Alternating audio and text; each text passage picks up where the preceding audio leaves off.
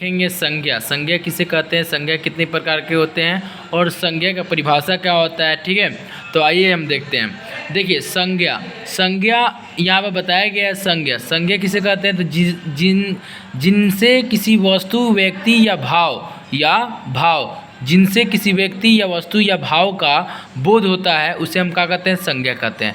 माने किसी भी वस्तु, व्यक्ति या भाव का बोध हो उसे हम क्या कहते हैं, संज्ञा कहते हैं। ठीक है, ये मैट्रिक में 2 नंबर का पूछता है, 2 से 3 नंबर का। ठीक है, देखिए ग्रामर का है। ठीक है, और देखिए ये क्या बताया, व्यक्तिवाचक संज्ञा। अब व्यक्तिवाचक की संज्ञा किसे कहेंगे, देखिए तो व्यक्तिवाचक संज्ञा किसे कहते हैं, तो जिसमें व्यक्ति का बोध होता है, वस्तु का बोध होता है और स्थान का बोध होता है और प्राणी का बोध होता है।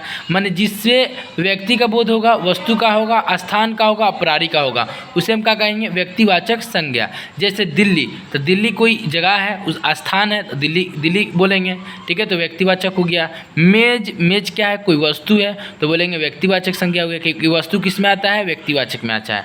सुभाष चंद्र बोस तो किस में आएगा, व्यक्तिवाचक संज्ञा में आएगा, क्योंकि ये क्या है, कोई व्यक्ति का नाम है, कोई व्यक्ति का नाम है, माने कोई व्यक्ति का खास नाम है, इसीलिए क्या आएगा, व्यक्तिवाचक संज्ञा में आएगा। कोई दिक्कत नहीं होना चाहिए। अब हम आते हैं आगे। फिर इसके बाद क्या है, जातिवाचक संज्ञा। तो जातिवाचक संज्ञा किसे कहते हैं, तो देखिए पूरा जाति का बोध होता है, जिसमें पूरा जाति का बोध होता है उसे जातिवाचक संज्ञा कहते हैं। ठीक है, तो देखिए लड़का बोलेंगे तो पूरा लड़का जाति का बोध होगा, नदी बोलेंगे तो पूरा नदी जाति का बोध होगा।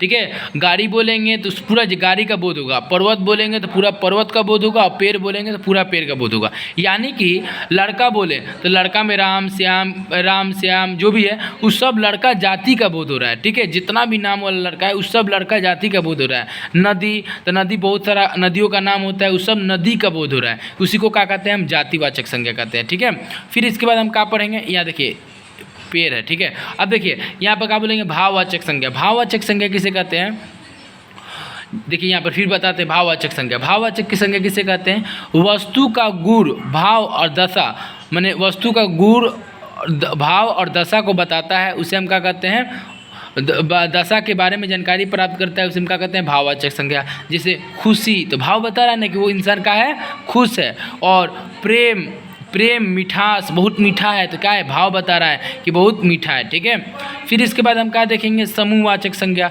समूहवाचक संज्ञा किसे कहते हैं, तो पूरा समूह का बोध होता है, यानी कि पूरा जाति का, माने पूरा समूह का उसमें बोध होता है। जैसे बोलेंगे टीम, तो टीम में कितना खिलाड़ी होता है, जैसे क्रिकेट 12 गो तो 12 टीम का होगा। सेना, तो सेना का जो होता है उसमें झुंड कहीं जाता है तो सेना का झुंड हो गया। कक्षा जिसे हम बोलते हैं, क्या बोलते हैं, क्लास, तो क्लास में लड़का बैठे रहते हैं और लड़की बैठी रहती है, सब लड़का और लड़की दोनों बैठा रहता है लोग, और उसमें बहुत सारा लड़का होता है, बहुत सारा लड़की होता है, तो उस क्लास में बहुत सारा है लोग ना, तो समूह में है कि नहीं है, तो समूह में, तो इसको बोलेंगे, क्या बोलेंगे, क्लास में लड़का लड़की दोनों है, इसलिए क्या है, समूहवाचक संज्ञा है। सेना, तो सेना का एक रैली जाती है, पूरा सेना फौज एक साथ जाता है लो, तो उसका बोलेंगे समूह में जाता है लो, तो सेना हो गया। टीम, तो टीम में 12 को खिलाड़ी होते हैं। ठीक है, तो क्या हो गया, समूहवाचक हो गया। ठीक है, और फिर हम इसके बाद क्या देखेंगे, द्रववाचक संज्ञा।